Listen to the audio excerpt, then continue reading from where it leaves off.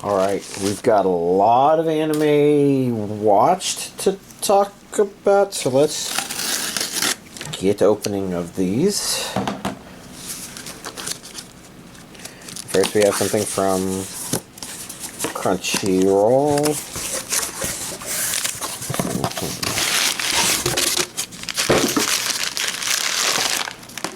Two somethings, which makes sense. Oh yes, oh yes. And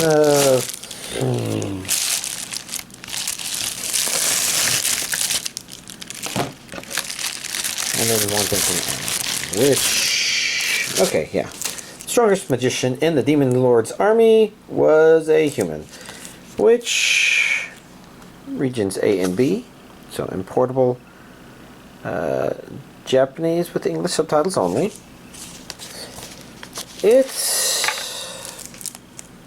I'm trying to remember if there was anything about it that was stand out.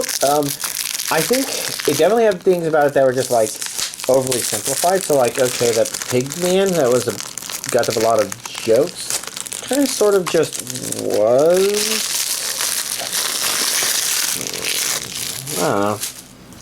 There were some things about it that were neat, but it was oof, excuse me.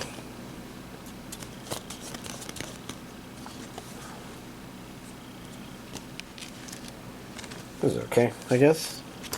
And maybe some of y'all liked it more than I did, which would be fine. You know, I've seen a lot of stuff, so sometimes things don't. Let's actually do Grave of the Fireflies first. This is a steelbook release of it. You know, which I got because I guess I'm just buying all these steelbooks nowadays. I can't help but think that there was steelbook versions of other Ghibli releases. I'm trying to remember if this one, yeah, I see the Studio Ghibli logo there. So I think it officially counts.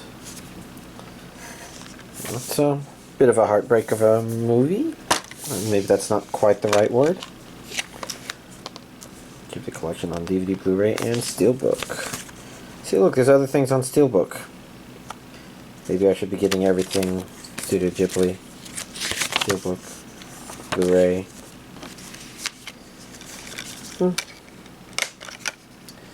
Not sure, but I at least have this one.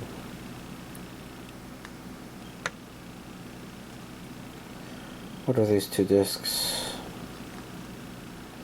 They say, but I'll be honest, I'm kind of tired and losing the energy to keep looking. So what the hell is this? This is the white box.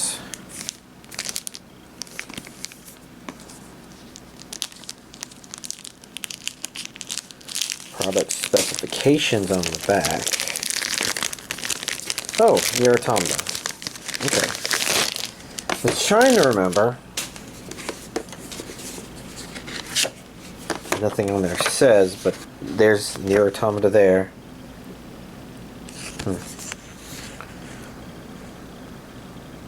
Bonus materials, extras. Oh. Okay. Can I get this at an angle where I can actually see what's on there? Okay, it's a flower. Flower, okay. Although I was almost wondering if that was like a face with that being closed eye or something like that. Maybe that's an intentional design of the flow. Okay, well let's just go through this one thing at a time. These look like postcards.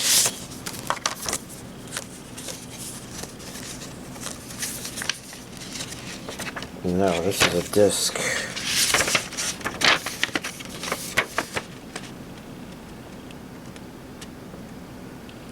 This replica disc is for decorative purposes. Only this disc does not contain recorded video or audio. Please do not insert into a player.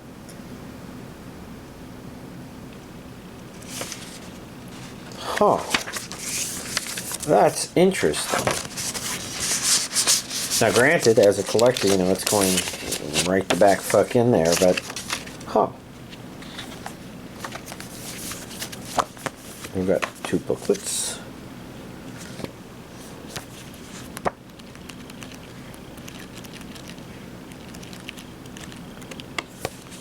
sounds like cool stuff.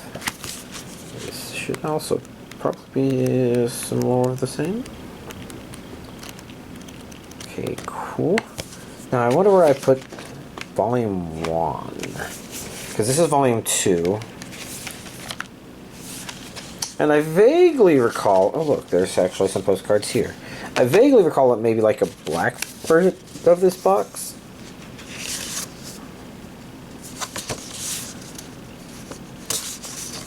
I really just don't know anything about these characters. And in theory, I could watch it, you know, kind of have this, and maybe it's not as entertaining or engaging or something as the game. But anyways, here's this week's Physical Anime Collection update. Alright, I've got a really big list, but it's all in one screen, so I hopefully don't have to reach over and scroll. And I think one thing that would be very interesting to try and do this time, as I talk about stuff, is to maybe talk about what I'm expecting of shows. Because I think it's maybe good insight in terms of whether or not I'm actually looking forward to stuff, or what I'm looking forward to. So, like, let's see, New Saga Episode 2. So, I don't think I like a lot of the support characters. They seemed a little more subdued, but now they just sort of are. Let me see, the childhood girlfriend, who I guess is a girlfriend, is kind of naggy, pushy in the main character's face in a way that's not necessarily inherently bad, but is one that's sort of putting me off a little bit. The other guy friend is something. There's something off about him. But I do... Okay, I didn't like the way they introduced this elf person. It occurred to me, another thing that I'm thinking about is there's a lot of stuff in here that is very and then sort of storytelling, I think. I mean, there's sort of some semblance of because of that, but it's sort of like, I don't know, I guess maybe some of that feeling is you kind of feel like afterwards it made sense. So they went to one specific place, and you know, none of the characters are necessarily bad. I know I can easily describe them with things that feel off-putting, but I guess it would just be that I don't know, I don't think it's quite reaching expectations. So things I would have wanted from this is, if he got sent back in time, I would have wanted him to seem more mature than he actually was, which I think we get just a bit of in there. I also would have wanted him using advanced knowledge about stuff a bit more. Maybe even having carried back stronger stats. And I think there's bits and pieces of that in there, which is why it's not like, oh, this is obviously bad or anything like that. I guess that just sort of feels like... I guess I'm not quite sure what kind of story I'm expecting in terms of here's the main character and here's the kind of story we're going to tell. Not that most of these sent back in time shows do that very well per se, but whatever. Anyways, it at least still has some of the notes that are like, okay, I feel like it's meeting some of my wants and desires. It ends with something that's like, okay, he's actually doing this to set up something else that we kind of knew about from the first episode, sort of. It's sort of, okay, is this going to be a shortcut? You remember that one anime, Trapped in an Otome game? Like, one of the nice things about that one was the main character able to use his advanced knowledge of stuff just to sort of get shortcuts. And did we also have that with a bit with 99 Villainous? Level 99 Villainous? And so those can be fun. And we don't even necessarily need to see the character OP on the other side, but rather maybe before they were a somewhat notable person due to happenstance, and now they become a highly notable person because of stuff they do in advance. And again, this seems to have hints of that, but I also don't know if it 100% feels that way. So, you know, I guess that's where I am. Reborn as a Vending Machine, Season 2, Episode 2. I guess it's okay stuff. I'm surprised because I thought there was an element of this that was explored in the first season. It's really strongly done here, but maybe that first season thing was setting up for this second season moment, and I think it works fine.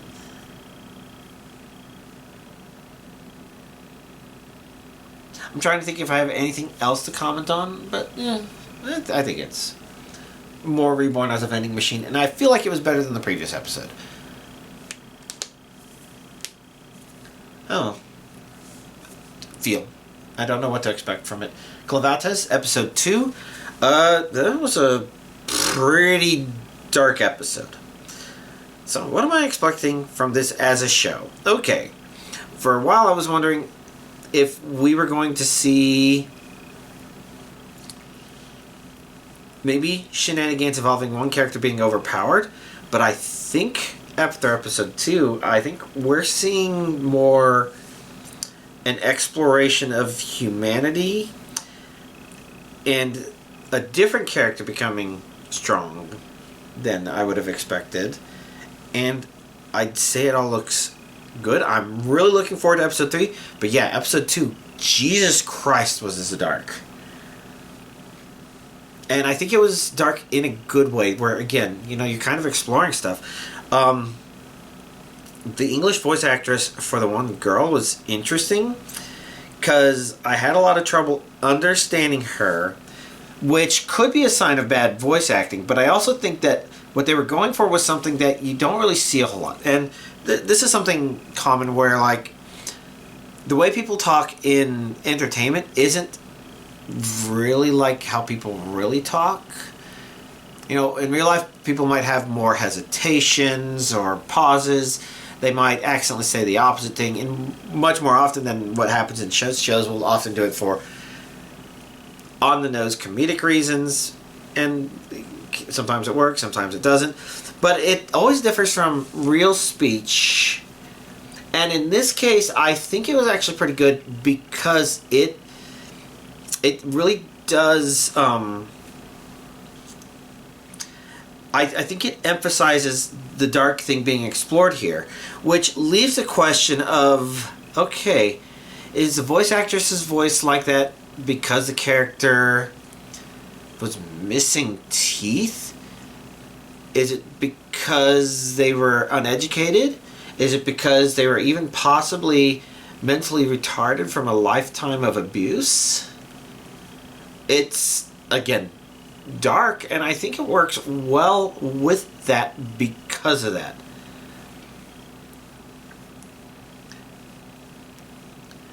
But yeah, their voice stood out that way. So, very interesting Episode 2, leading to, I'm looking forward to Episode 3, and Episode 3 probably gives us, I think, the last we would need in order to know what to expect from the series as a whole. So, it looks to be set up to be a good 3-episode. Onmyo Kiten Rebirth Verse, Episode 2. I guess there were interesting things based on what happened in the previous one. I guess I was kind of wanting to see it explore more the interesting things of the main character, and they give that, but I think some of the trick is some of the things he does are cringe, and some of the things that happen to him are just not fun to watch. The demasculation sort of stuff.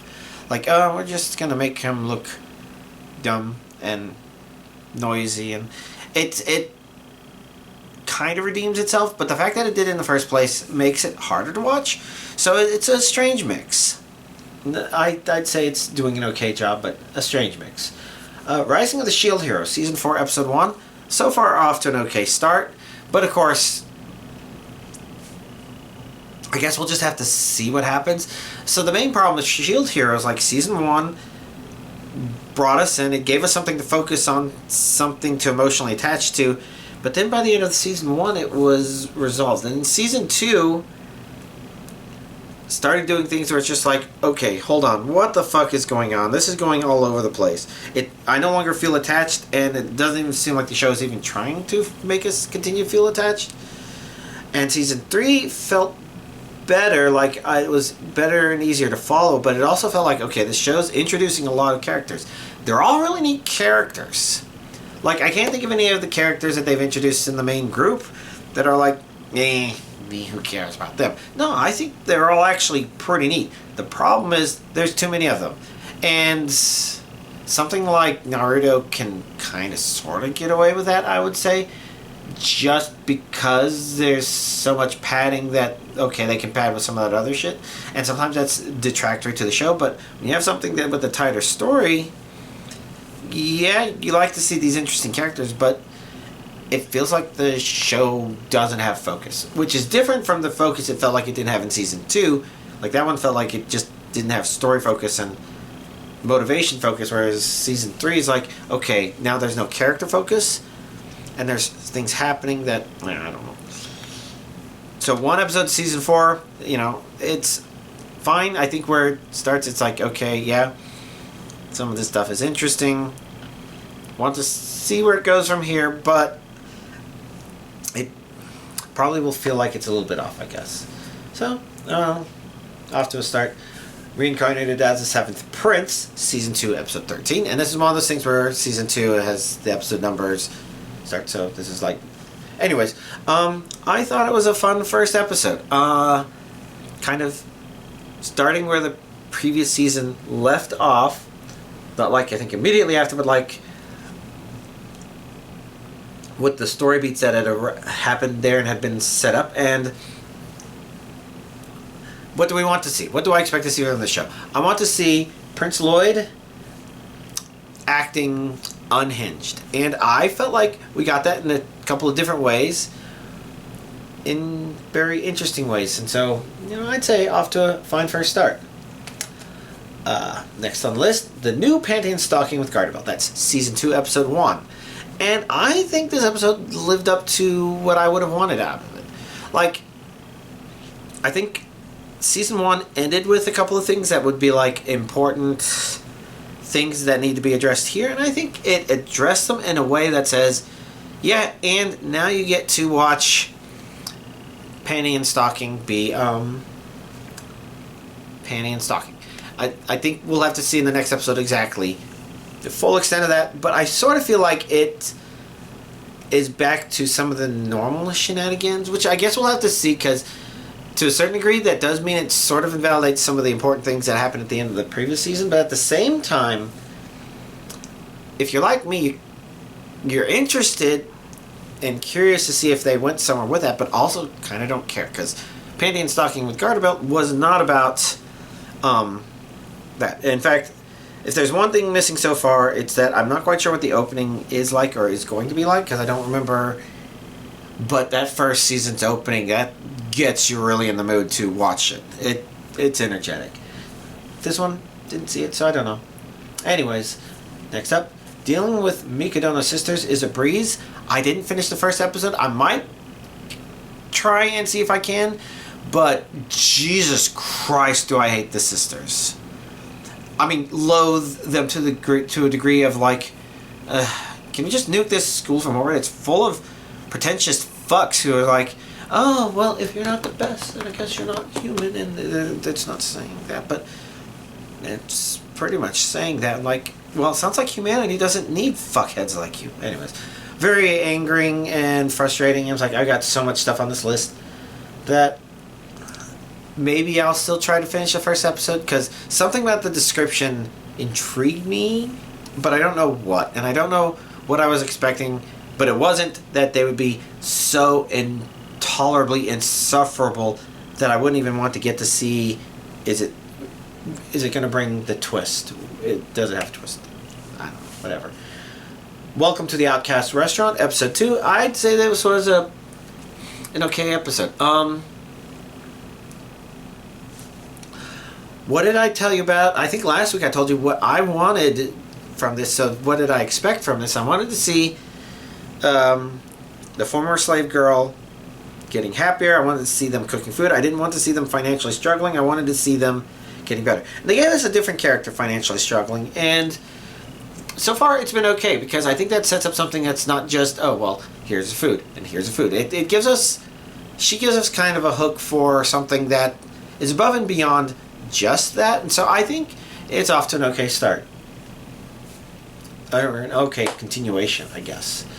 Dan to Dan, Season 2, Episode 14.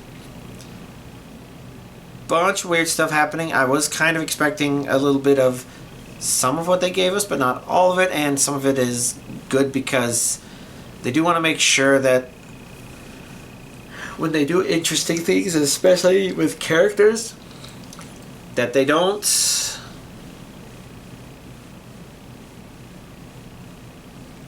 give freebies, I guess, for lack of better terms.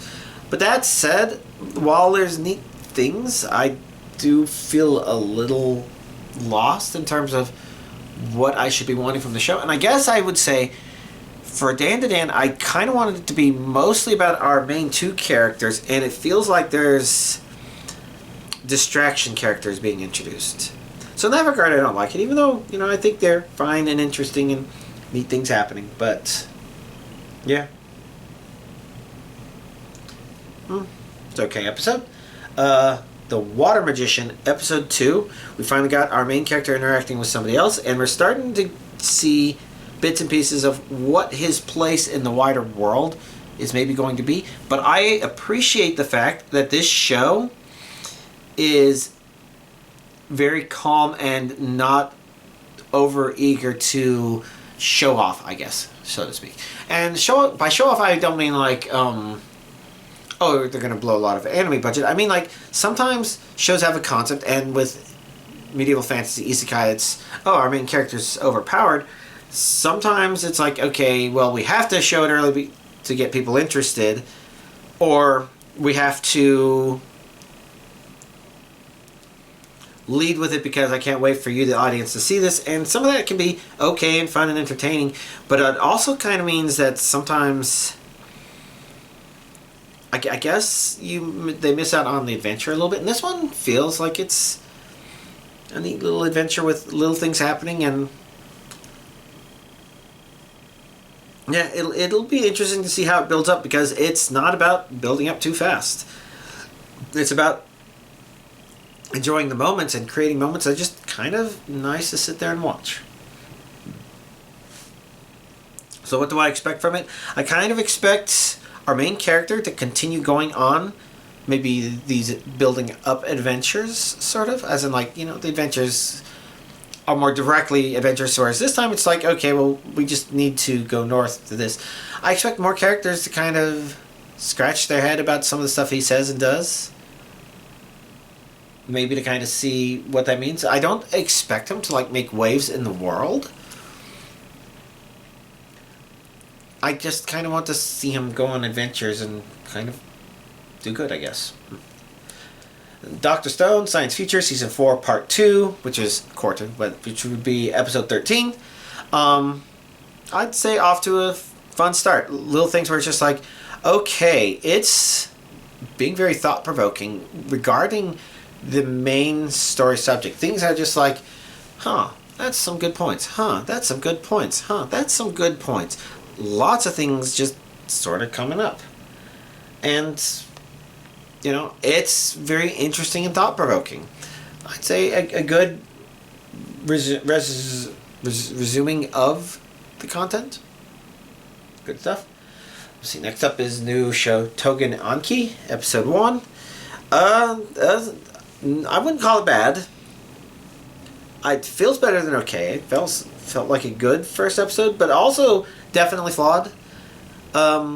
It's I think this is one of those shows where it's like, okay, it needed to jump into things, but at the same time I sort of feel like it was hard to read what to feel about some of this stuff, because it felt like it jumped into a couple of the characters a little fast, a couple of the fundamental concepts of the show a little fast.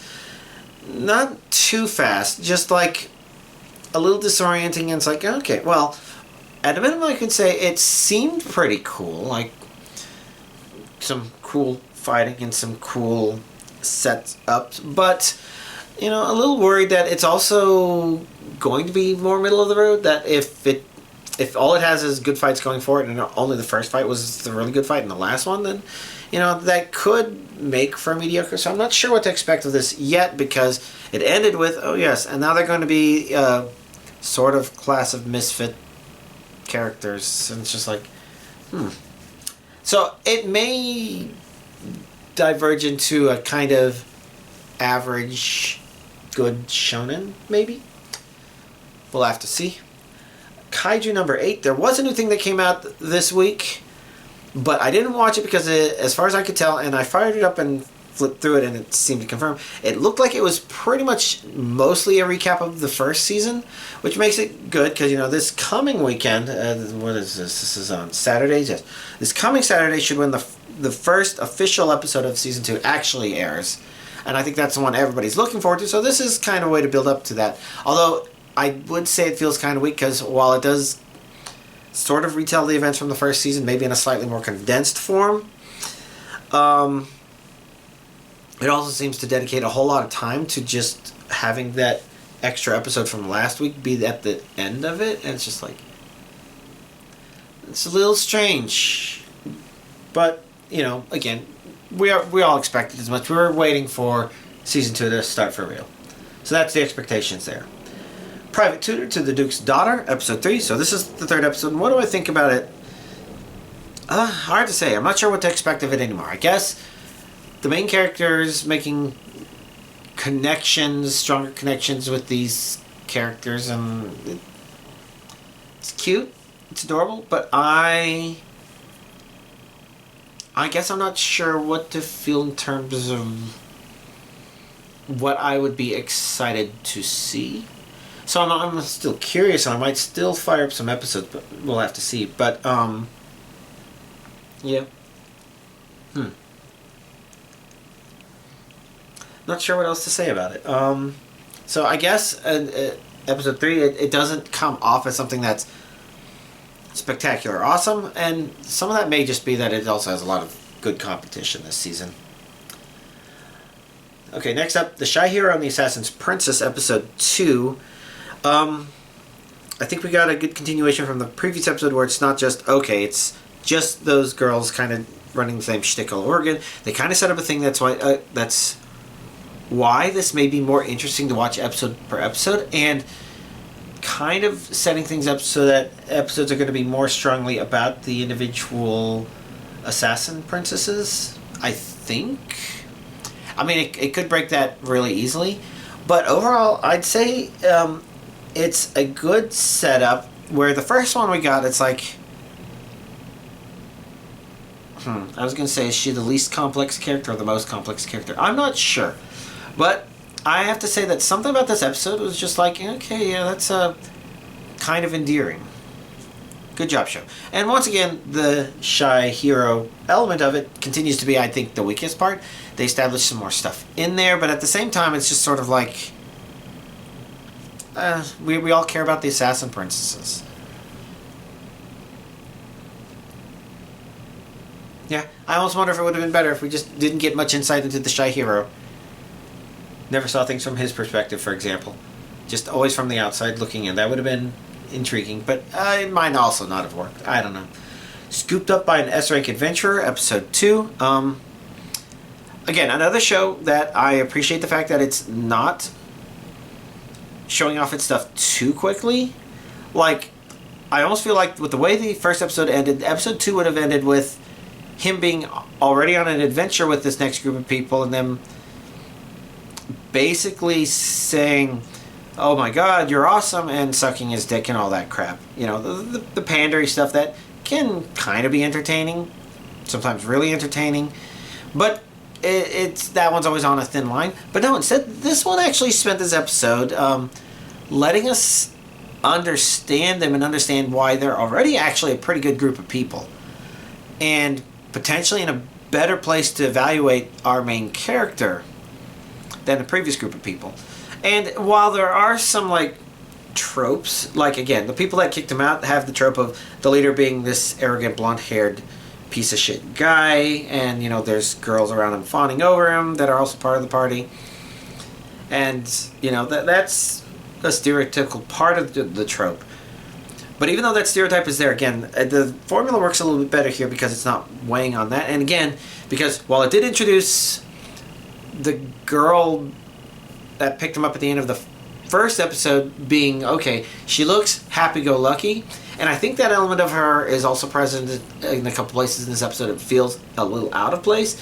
But for the most part, they don't use that to drive things forward because they kind of establish, I guess, a reason for things happening the way they do that also makes it where it's like, okay, her giving a chance to this guy makes more sense, and then they just fucking lucked out. Good for them. Which, you know, is good. And we didn't actually see him adventuring with them, so we don't know what that's going to look like, but we already have a pretty good idea that he is a phenomenon, and I think the little things they've done in this episode that are almost tangential to what he'll really be doing as a member of the party, I think do a really good job of building a convincing, okay, yeah, I can see why he's noteworthy. And there's some elements of that that are similar to the previous season's brilliant healer. But that one, it just sort of felt like, okay, well, he can do these really awesome things out of the blue. In fact, they're so awesome out of the blue that, yeah, it doesn't attach, it doesn't grab like it should. Whereas this one, they kind of establish, okay, he's writing his own magic circles, so he's just used to doing that, and he's creating combinations of spells that are just like, wait, why is that healing so inefficient? I'm doing that intentionally because I need to burn the mana that I'm absorbing from the patient. Whoa. That's really fucking... Okay. Sorry. If I spoiled it a little bit there, hopefully not. Nothing too much. But, I don't know. I thought it was it's been good. So, what I want to see is, again, you know, I want to see the people that took him for granted fall. I kind of also don't want to see the one that suspects he was the one behind it. I kind of want to see her fall with him, but not as strongly as a different show. But, you know, just stuff. Anyways. And I want to see him succeed with the new group. Do I want to see him make waves? Kinda. I do want to see something that feels like, okay, he's the one that's going to be taking on the Demon Lord or something like that. Like he's got some sort of legend that's apparently going to push him forward. And I want to see that, and I don't know. The Summer Hikaru Died, episode 2. Again, I think it's continuing really neat from the first episode with some good spooky vibes. Some unnerving stuff that happens that's kind of on that edge of the spooky but also the intimate, which, like I said, one of the reasons I think this show, like Netflix must be celebrating because, you know, they're pushing so much bullshit that they finally have something that's like, oh yes, the main couple in this one is a gay couple. Well, probably gay.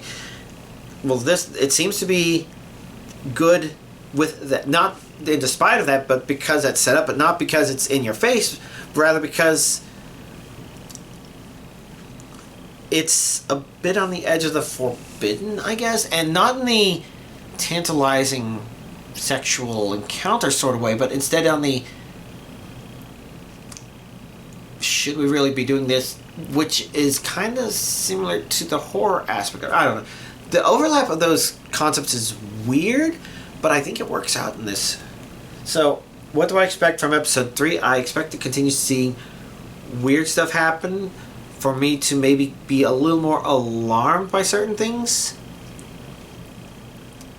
which is what the first 2 episodes gave me. So, yeah, I don't know. We'll have to see more. Ugly Mug Epic Fighter. Like I said, a lot of episodes. Ugly Mug Epic Fighter. Okay, stuff, I guess. I'm not sure what I expect from this show because, you know, I guess what I would have wanted to see was the show really hammering home an idea of you cannot judge a book by its cover, I guess. At least some variant of that sort of story. But it would have to be careful because it was already feeling potentially pandery. I guess we'll have to see as it continues going on, because the truth of the matter is that, like, the characters got to choose how beautiful they were when they went in there and what that meant. And I guess it'll be interesting to see if maybe it means characters are not... I don't know, maybe there's history for some of the characters. But so far, I'd say that what it has been doing has been fun enough. You know, I don't know that it necessarily feels real. A risk with a lot of isekai fantasy stuff, like... But yeah, I don't know. Night of the Living Cat, Episode 2.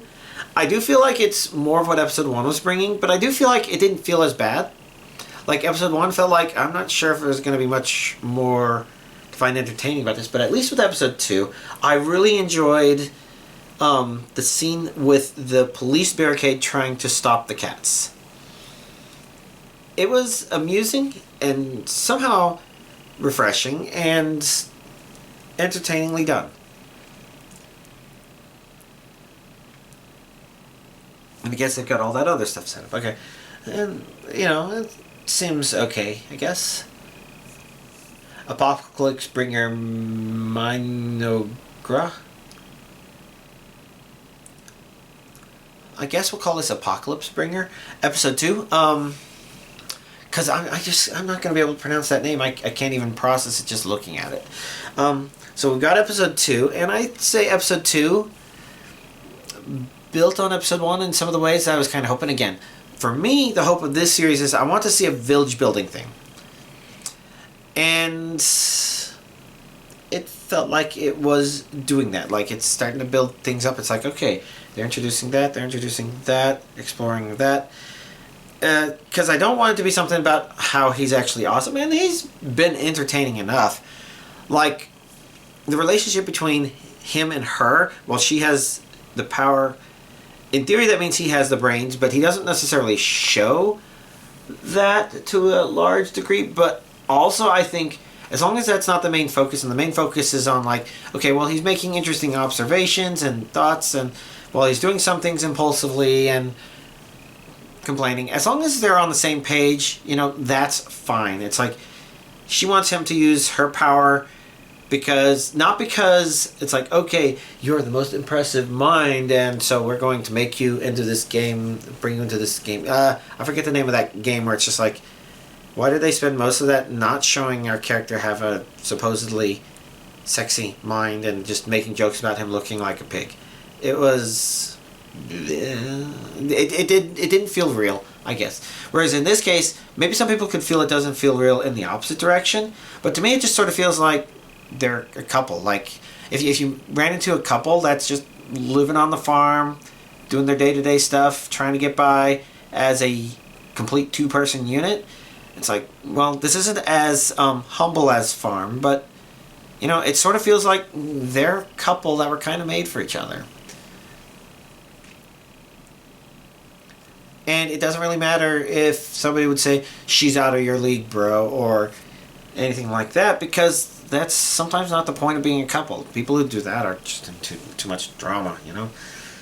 So this one's like, okay, put that aside, and we just have, okay, as he interacts more with these characters, we're seeing, you know, he's building a nation, but saying he's world building usually means something else, which is why I say village building. We want to see the quality of life of the people in his immediate vicinity change, and for that change to kind of spread outwards from there. So... I don't know. I think an okay episode 2. Gotcha Kuta episode 2. I thought this was a good episode. So, my worry going into it is... Okay, so what I want to see from this is I want to see our main character get some motherfucking revenge. And I said that last time. And the problem is, I acknowledge that there's elements of it that are just so standard shonen that it's like, okay, so what's going to happen is he's down here... He's going to be a little bit powerless. He's going to meet up with peers. He's going to have to learn about the world from his peers. You know, he'll always be following, but instead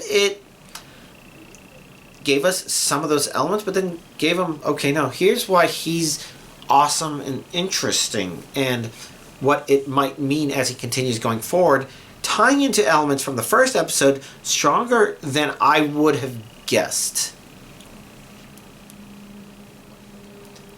So overall, I thought it made for a good episode 2. You know, give or take, you know, some of the friction of the characters, like, is he being an idiot? Is that guy being an idiot? It's like, you don't just say, shh, be quiet, be quiet. You say, they can hear us. You know, you say something that provides fucking information instead of just boss people around. But, I don't know.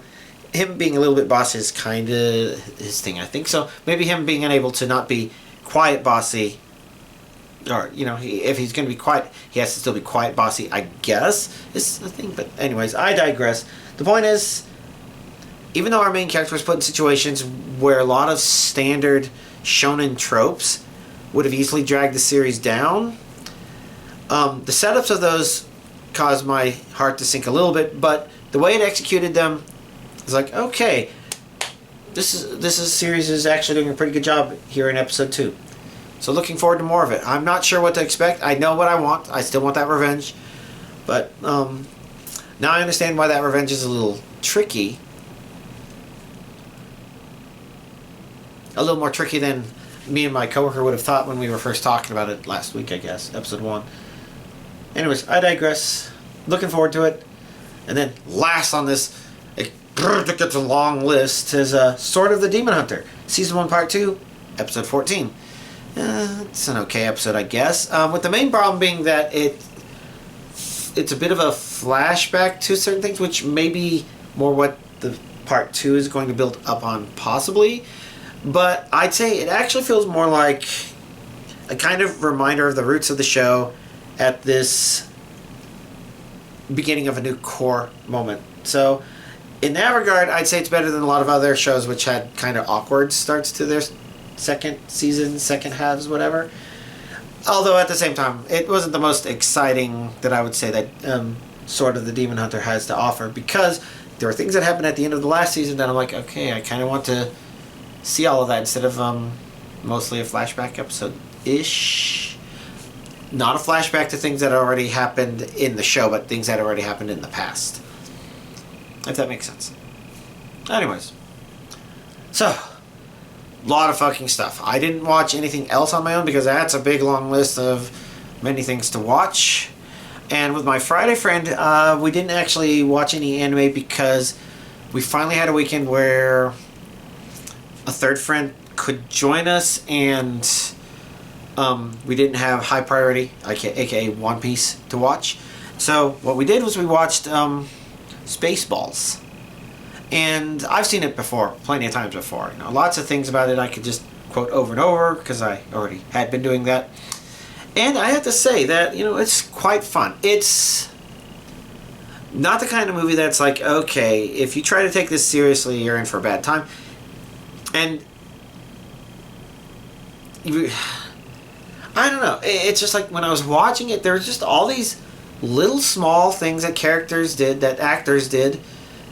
Like, all the actors in that movie did a great job of providing something to their role. Even if it's little guys like, what are you doing? Vulcan neck pinch? No, stupid. It's lower down. Like this? Yeah. You know, that's like, that guy, you know, he's probably a big name. You know, I wouldn't be surprised. I mean, Tuvok was the we ain't found shit guy from the desert. Tuvok from Star Trek Voyager. And I think he also played in maybe a Next Generation movie, or maybe I don't know. Anyways, but there are so many small moments that are carried by just people acting them out and having fun, and it's just like, I kind of giggled a lot while watching it, and I was just looking at it thinking, okay, the thing about Spaceballs 2 that's worrying is all of us can watch that and say, while it would be neat to revisit Spaceballs 1, and that seems like what the standard Hollywood response would be, Spaceballs 2 would just reference Spaceballs 1 too much, where it's just like, okay, now that's just a reminder of a joke from the first movie, and that's a reminder of a joke from the first movie. And maybe we just become too cynical from Hollywood bullshit, but I don't think we want that in Spaceballs 2. In fact, if Spaceballs 2 does anything like that, it should do it the same way Spaceballs 1 handled references to things outside of, the movie itself. Where it's like, okay, we are going to reference something, and the audience is going to be like, okay, yes, that's what I expect, and we're going to just not do that. And I think a good example would be when Dark Helmet gets angry at the one guy, and the guy is preparing to be choked like Darth Vader always did. And we had never seen anything so far to expect that to be the way it works, but instead, he uses the power of the Schwartz to give him a little CBT. And then, they play off of that, but they never say, yeah, he used to choke people, or they didn't say Star Wars did that. They just kind of knew that the audience watching it knew that that's what Darth Vader was known for, was force choking people's throats. And so they just played on it. So I think if Spaceballs 2 references Spaceballs 1, it needs to be in a similar way, where the joke isn't to repeat the joke. The joke is to know that the audience expects the joke and do something different with it. So, you could have callbacks where, like, one of those jokes in Spaceballs 1 was they meet Yogurt, the keeper of and they're like, the Force? No, the Schwartz. The idea is the audience expected the Force, and the characters say the Force, but it's the Schwartz. And, it's something completely different. So, like, if they wanted to reference that in Spaceballs 2, I don't think they should ever talk about the Schwartz, unless it's a reference to that, and not a reference to that as in, like, retelling the joke, and not a reference to saying, oh, now everybody knows the Schwartz. I think it would be better if the characters say Schwartz because we expect Schwartz, but then it's something else different, like, no, I'm talking about midi-chlorians. Things that ruin the magic of the Schwartz. And I could see, like, plays on jokes of that where it's just like, I don't know. I think that's what it needs to do. And the reason I think we all have hope is because Mel Brooks will just say what he thinks is funny. And I don't think he's the kind of person that says something he thinks is funny because he referenced it in a previous movie. Instead, for him, I think he'll feel, okay, it'll be funny if we reference this. And, they need to choose some good pop culture stuff to reference as well. Not like everything was pop culture in the first movie, but it had references to other important things like Alien and The Wizard of Oz. I feel like it needs stuff like that. I think it needs to be careful about telling its same jokes all over again. And maybe I feel like Mel Brooks would be the kind of person to do that. But he also is old.